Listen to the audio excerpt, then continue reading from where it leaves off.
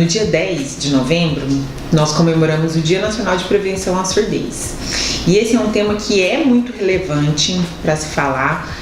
De acordo com a Organização Mundial da Saúde, a perda auditiva é uma das principais causas de anos vividos com deficiência. Então, esses pacientes com deficiência auditiva, eles têm uma qualidade de vida muito afetada pela perda. Ela isola o paciente, ela afasta muito o paciente do convívio com a família, ela diminui a capacidade laborativa desse indivíduo, então dificulta as suas relações no trabalho, em ambientes familiares.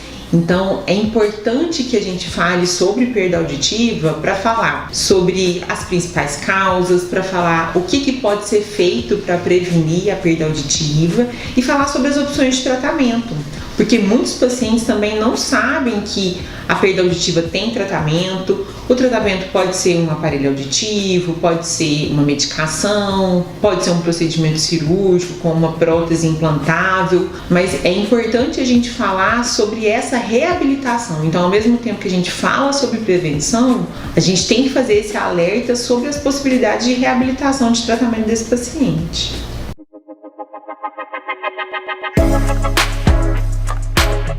Quando a gente fala de perdas auditivas na infância, é muito importante a gente falar também sobre pré-natal, na gestação, é importante a gente falar sobre triagem auditiva, sobre o teste da orelhinha, perdas auditivas de origem genética, que muitas vezes vão ser identificadas quando o bebê nasce e faz o teste da orelhinha. Mas nós temos aquelas perdas auditivas congênitas que podem ser evitáveis se essa mãe faz um pré-natal adequado, se essa mãe faz um segmento, faz aquelas sorologias lá do teste da mamãe desde o começo da gestação, faz no primeiro trimestre, repete essas sorologias no final da gestação para ver se ao longo da gravidez essa mãe adquiriu alguma dessas infecções congênitas que podem gerar uma perda auditiva no bebê. As principais causas de infecções congênitas são a sífilis, toxoplasmose, rubéola, herpes vírus, citomegalovírus. Nós temos também o Zika vírus, que já é uma causa também, mas essas são causas muito evitáveis para se fazer o diagnóstico logo no bebê. Então, uma vez que a mãe faz essa avaliação no começo da gestação, ela repetindo no final, quando o bebê nasce, nós sabemos o que a gente pode esperar. Então, em algumas dessas infecções, vamos supor o citomegalovírus, o bebê pode nascer e pode fazer o teste da orelhinha apresentando um teste da orelhinha normal, sem nenhuma alteração.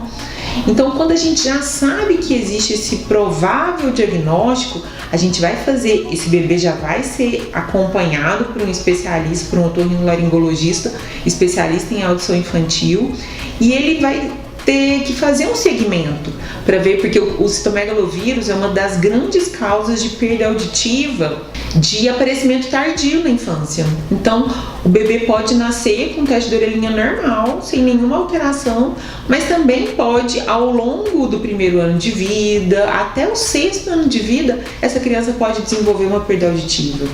Na criança, nós temos essas infecções, essas causas congênitas, nós temos as causas genéticas, nós também temos alterações estruturais, nós temos malformações de orelha interna, que muitas vezes a gente também vai descobrir no teste da orelhinha. O bebê que nasce sem nenhum fator de risco para a perda auditiva, ele vai ser acompanhado pelo teste da orelhinha quando ele nascer, e ao longo da vida ele tem que passar por avaliações periódicas com o otorrinolaringologista. Mas aquele bebê que é um bebê que nasceu com fator de risco, ou seja, a mãe teve alguma infecção na gestação, a mãe precisou de alguma internação em UTI, teve alguma intercorrência maior na gestação, teve que usar algumas medicações. Então, por exemplo, no nascimento, se esse bebê teve algum desconforto respiratório e precisou de ir para UTI, o bebê de UTI, ele não necessita somente do teste da orelhinha para avaliar a audição, ele vai precisar de uma complementação No caso, na maioria das vezes, o BERA. Então, um bebê que nasceu com alguma malformação, que ficou em UTI, que teve, às vezes, alguma pneumonia, que precisou de tomar antibióticos que são tóxicos para o ouvido, ele também vai precisar de um acompanhamento. Um bebê que nasceu com uma icterícia mais significativa, ficou muito amarelinho, precisou de fazer transfusão sanguínea, esse bebê também vai precisar de um acompanhamento diferenciado. Então, assim, existem vários fatores de risco na gestação que já sinalizam que esse bebê vai ter que ser acompanhado na infância.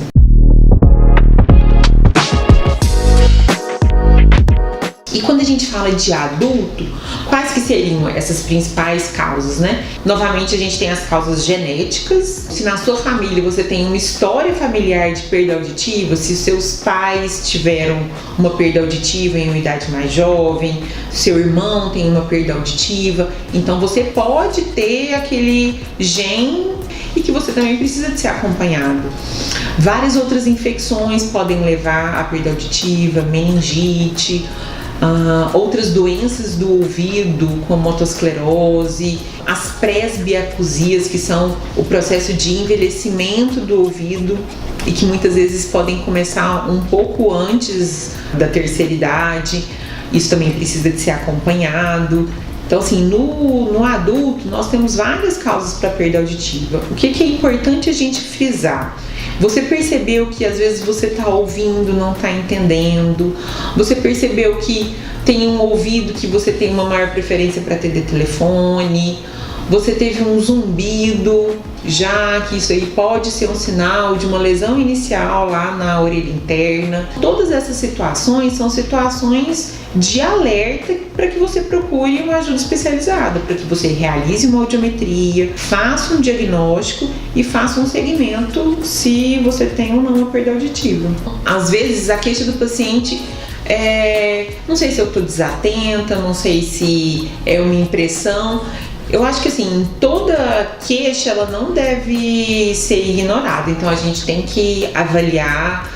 É muito comum, principalmente nessa época que todo mundo está usando máscara, o paciente vir e falar assim, eu acho que eu não sei se é porque está todo mundo falando de máscara, mas eu tenho essa impressão de que eu ouço, mas nem sempre eu consigo entender. Ou então eu tenho um zumbido em um ouvido ou no outro. Então, todos esses são sinais de alerta. Pacientes que têm essa história familiar, como eu disse, história familiar de perda auditiva, também são sinais de que esse paciente precisa de ser acompanhado, precisa de ser investigado. Então, assim, uma audiometria é um exame que não é invasivo, né? É um exame super tranquilo de ser realizado e é muito importante para essa prevenção mesmo.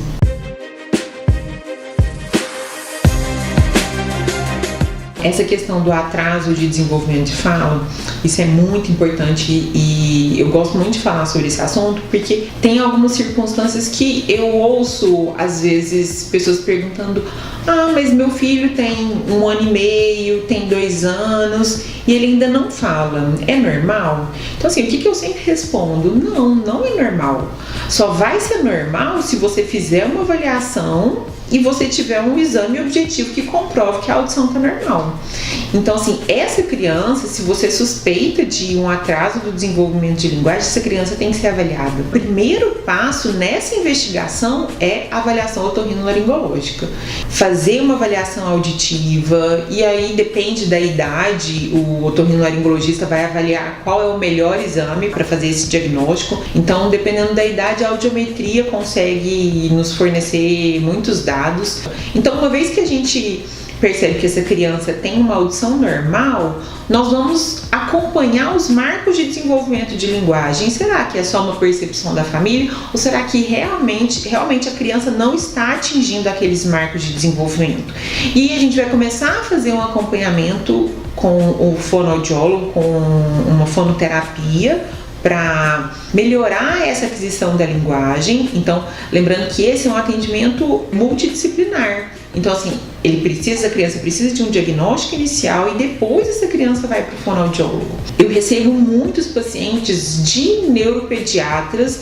Então, assim, às vezes muitas mães têm essa preocupação, né, com o diagnóstico de transtorno do espectro autista e procuram inicialmente o neuropediatra para avaliar essa questão do atraso de desenvolvimento de fala. E até um artigo que saiu nesse ano da Sociedade Brasileira de Neurologia falando de como é essa investigação inicial do TEA, que é o transtorno do espectro autista. E um dos exames iniciais é a avaliação auditiva. Então não tem como você avaliar uma criança, saber se ela não está desenvolvendo a fala porque ela tem uma alteração comportamental por alguma alteração neurológica ou se é porque ela não está ouvindo bem. Então, o primeiro passo é descartar uma perda auditiva. A partir do momento que a gente descartou, então essa criança vai seguir para as terapias. E aí, nós também encaminhamos muitas vezes para o neuropediatra para ver se tem algum outro diagnóstico associado a esse atraso do desenvolvimento de linguagem. E uma vez que em várias dessas situações, nós também identificamos perdas auditivas. Então, tem crianças que muitas vezes têm uma perda auditiva de um ouvido só. A gente só vai conseguir fazer esse diagnóstico se essa criança for avaliada. E talvez essa perda auditiva, às vezes de um ouvido só, ou uma perda nos dois ouvidos, mas uma perda leve, moderada, pode sim atrasar o desenvolvimento de fala dessa criança. Então, sempre nessas dúvidas, qualquer sinal de alerta, eu acho que o correto é você procurar um atendimento especializado para ter um diagnóstico.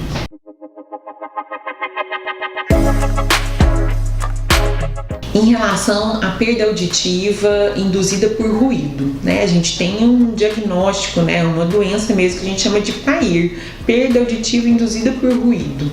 Então, hoje em dia já é muito bem estabelecido os limites, né, em decibéis que esse trabalhador pode ser exposto àquela intensidade de ruído no seu trabalho. Então, por exemplo, operadores de telemarketing não podem ficar mais de 6, 8 horas. Então, assim, a cada intensidade de decibéis tem um limite de exposição daquele paciente. Então, pacientes de indústrias, eles precisam de, às vezes, dependendo da intensidade, 2 horas dia de trabalho. Então, tudo isso é muito bem especificado. E o próprio trabalhador levar em consideração que ele realmente precisa de usar os seus EPIs, né, que são os equipamentos de proteção individual que devem ser fornecidos pelos seus empregadores. Então, isso é algo que vai fazer muita diferença, porque a perda auditiva induzida por ruído é uma perda que ela é irreversível. Depois de estabelecida, o que nós vamos conseguir fazer? Tratar as sequelas. Mas uma vez que ela já foi gerada, a gente não consegue reverter. Prevenção é o que mais faz diferença nesses casos mesmo.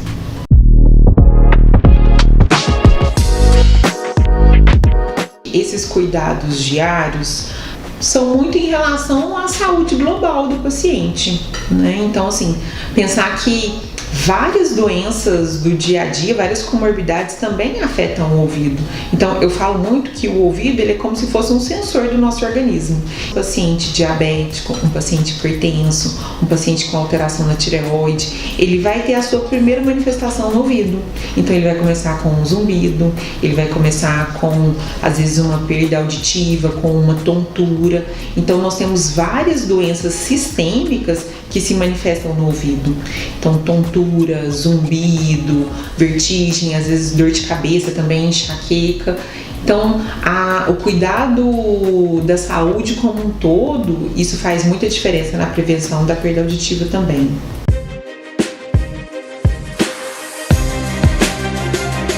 Em relação a tratamento, né? Depende muito de qual a causa da perda auditiva. Isso vai ser feito no momento da investigação, quando a gente for analisar os exames, mas existem vários tipos de tratamento. Então, tem tratamentos cirúrgicos, tem tratamentos medicamentosos e tem tratamento com aparelho auditivo. Então, assim, pensar que hoje em dia o SUS ele fornece essa adaptação com próteses auditivas em todo o Brasil. Então, quando a gente fala de Goiânia, nós temos os centros de reabilitação auditiva na nossa cidade. Então, nós temos a PUC, nós temos o CRER, nós temos em Trindade a Vila São Cotolengo. A importância, é claro que assim, no dia 10 nós estamos falando muito sobre prevenção de perda auditiva, mas a gente tem que lembrar também de falar que existe tratamento, uma vez que a perda auditiva foi instalada. Saber que existe esse tratamento pelo SUS, um tratamento de qualidade pelo SUS. Então, principalmente eu falo do CRER, que é onde eu trabalho há 10 anos, nós fornecemos desde o aparelho auditivo de amplificação individual, aparelho simples para o paciente, até o implante coclear, que é quando o paciente perdeu totalmente a audição e o aparelho auditivo não consegue mais reabilitar esse paciente. Então, saber que mesmo que esse paciente não tenha um plano de saúde, não tenha condição de atendimento privado, ele tem serviços de referência em Goiás que conseguem fazer essa reabilitação auditiva para o paciente.